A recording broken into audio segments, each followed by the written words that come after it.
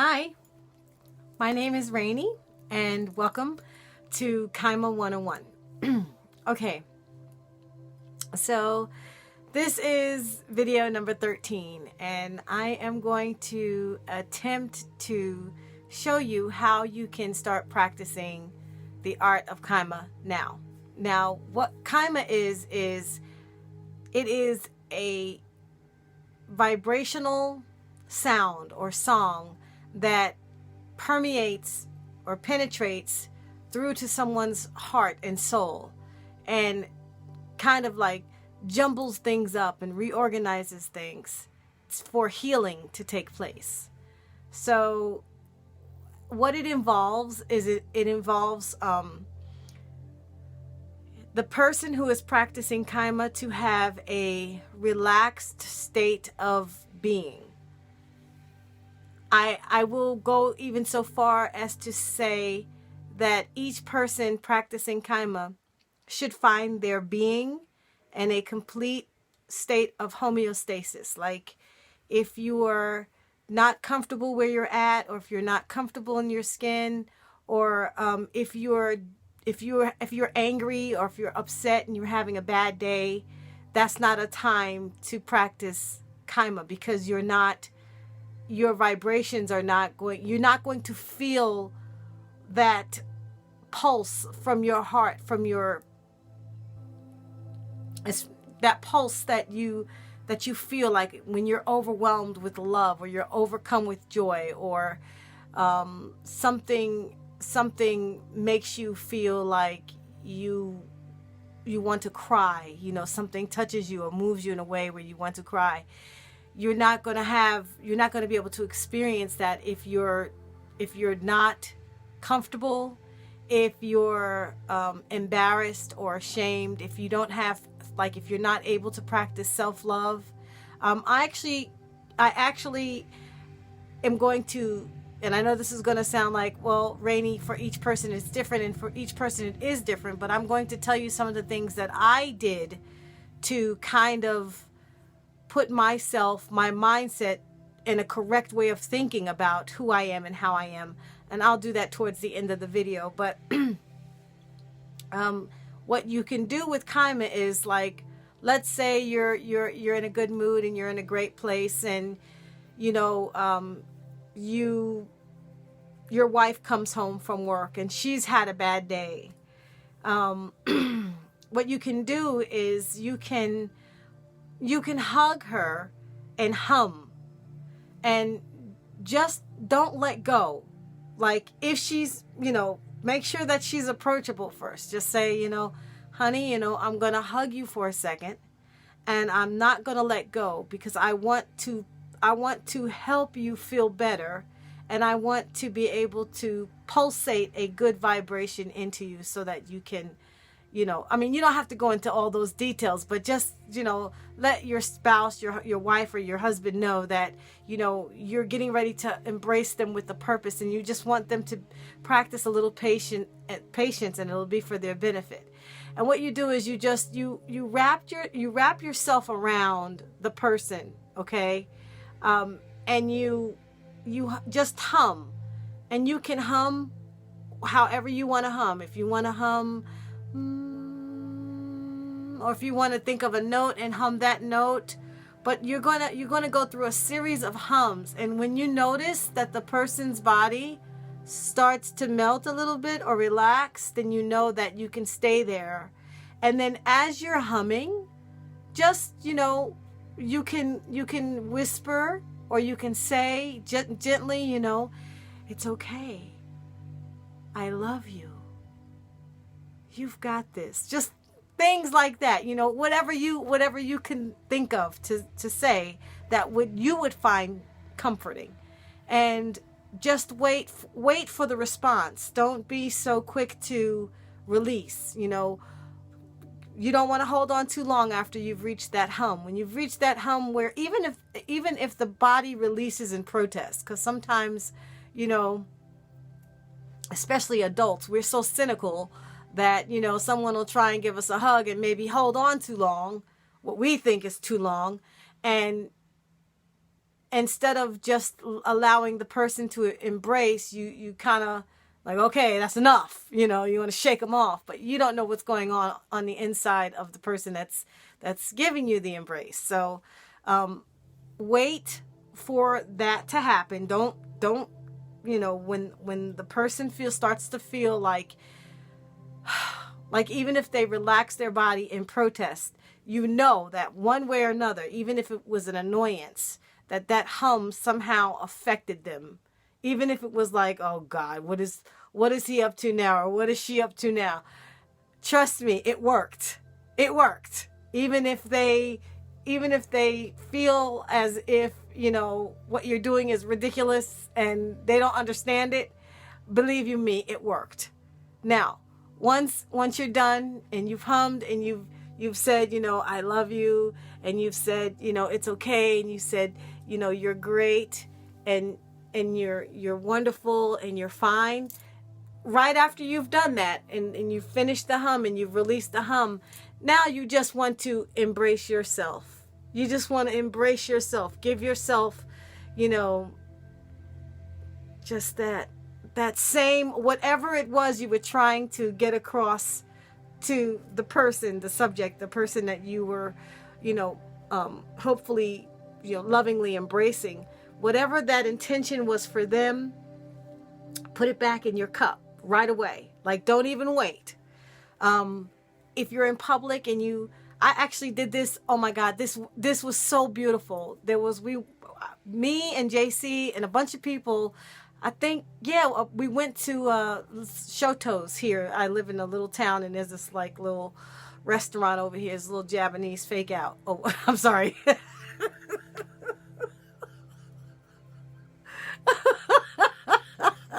Well, the cat's out of the back. Anyway, we went to this little Japanese restaurant. And the waitress came over, and it was busy, but it wasn't so busy where she should not have been as flustered as she was. Anyway, so she comes over and she's taking everybody's order, and I'm watching everybody give their order, and then she comes over to me. Now I already know that I'm going to be difficult, not because I mean to be difficult, but just because I like things a certain way. So I'm going to be very, very flat effect, this is my order, but I'm also going to help her not feel so overwhelmed with what's going on at the moment. So she comes over and she gets to me and she says, okay, and what can I get for you? And I said, first of all, breathe. And she went, she had forgotten to breathe. And women, and I find this with women a lot, I'm around women, and sometimes it happens to me. We forget to breathe because we're not just dealing with what's in front of us. We're dealing with the stuff that's going on in our head that we got to deal with later. So we forget to breathe. And she just let out this big exhale. And I said, you're doing a fabulous job. And I grabbed her hand and I squeezed. And I said, you're doing a fabulous job. You're really slaying this job. You've got this. This is going to be a great night for you. And I just reiterated those things. But while I was saying that, because I didn't really know what to do, I needed to do something. So as I was saying that, and I was grabbing her hand, and I was saying that, I was hitting the glass. I was just hitting the glass with the fork. Just a ting, ting, ting, ting, ting, ting. So that association, like when I left and she hears a fork hitting a glass, somehow it will soothe her. It will make her remember to breathe and calm down. And so that's kind of an idea of how you can start practicing Kyhmah. I don't have a method. There is no methodology behind it. If you get the point and you know what I'm talking about, then you find a way that works for you. That's the whole point. The whole point is each person individually has something to offer to the other person. Make sure your cup is full and runneth over. And then when you release what runs over, it's a pure and wonderful gift. It's not something like, oh, this person's in trouble, let me see if I can help her out. No, it becomes this thing. And she was so grateful, and she thanked me, and she treated me like I was a rock star that night. She didn't have to. I was just being me. I was just, doing my thing. But just imagine, what we could do with that. How many people that are about to jump and they hear something and no, I'm not. I shall not die. I shall live and not die. Just imagine what that can do. No, we're not going to go to war. No, we're not going to. No, I know they're telling me to shoot my brother, but I'm not going to shoot my brother. I'm not going to, abandon my grandparents. I love you. You just have no idea, because the reason why we're all so in so much pain is because we're hurting. It's because we're truly suffering, and we're suffering from something that's in our DNA. And the only way we don't know it. We don't know exactly what that suffering is, what's causing that suffering, but it's in our DNA and it's there. And so one of the best ways to do it is, through something we enjoy and something that we understand. And that's vibrations and rhythms and frequencies, and the notion of trust, and the notion of a real, sometimes truth can be so cathartic.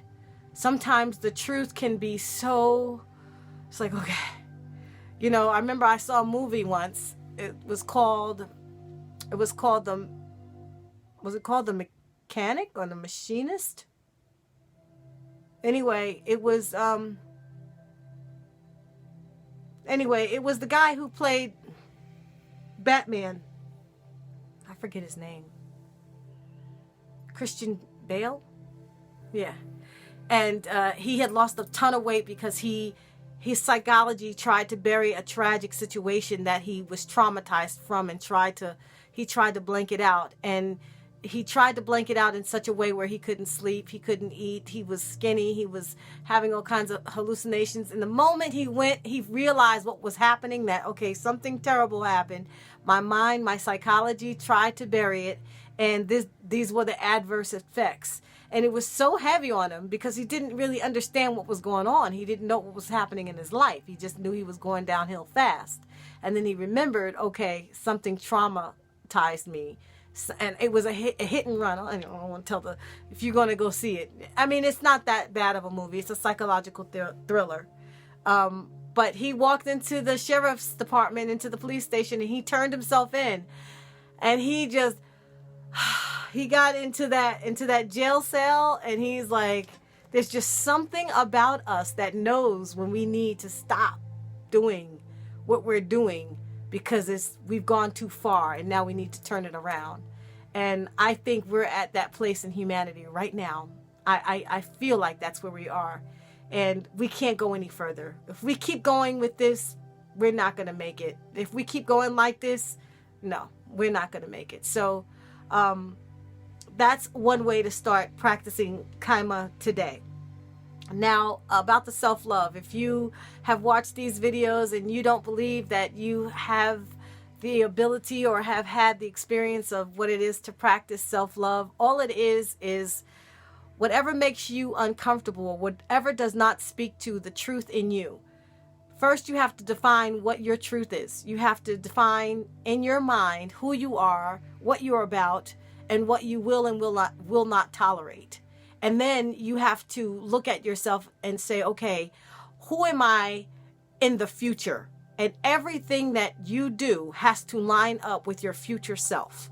And once you've lined up your life with your future self, then you know for a fact that you have started practicing self-love. You're gonna see that, no, I'm not going to the mall today to buy shoes, because in the future I need to put up a bunch of tents so that I can live my true authentic self, which is being out in nature and creating music and working with musicians and just making love and making romance and healing the world. And no, if it doesn't line up with who your future self is going to be. If you don't have any loyalty to your future self, then there's no way to start practicing love. And then once you understood who you are and what you're about and who you are to become, because we all have a vision for ourselves. You know, when we're little girls and little boys, when we're little girls, we put on mommy's high heels because we want to pretend to be mommy, and we want to be an adult one day, and we want to be a woman one day. And so we practice wearing those high heels. Well, we've stopped doing that. Once we became adults, we stopped practicing our future self because we figured we made it. This was it. This is it. No, this is not it. We're ever changing. And so if we're not true to that, and we want to stay in the vicious lie of, well, this is who I am today, and I guess so this is how I have to be for the rest of my life. That's a lie. That is a lie. That is satanic. No, you're supposed to evolve. You're supposed to grow.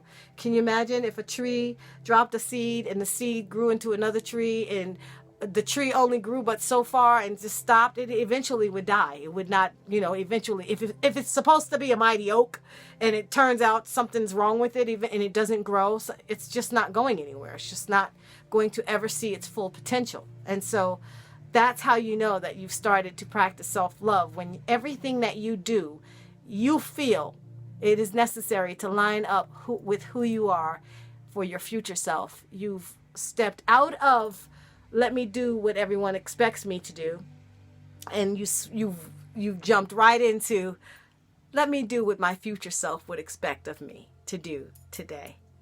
And there you have it. Once you can get that, and then the rest is up to you. The rest is unwritten. You can write it as you go, and you can edit it, and you can change it, and you can tweak it, and so on and so forth. Well, I hope this video has been really helpful for you guys. I'm so glad you're here. I am super excited about the fact that we're doing this. Send me more questions, any questions that you have. Of course, you can send it to my email, and that's Kyhmah, Kiamah 2020 @gmail.com. And just drop me an email and I will respond as quickly as possible. And I love you guys, and I can't wait for us to be together. And bye for now.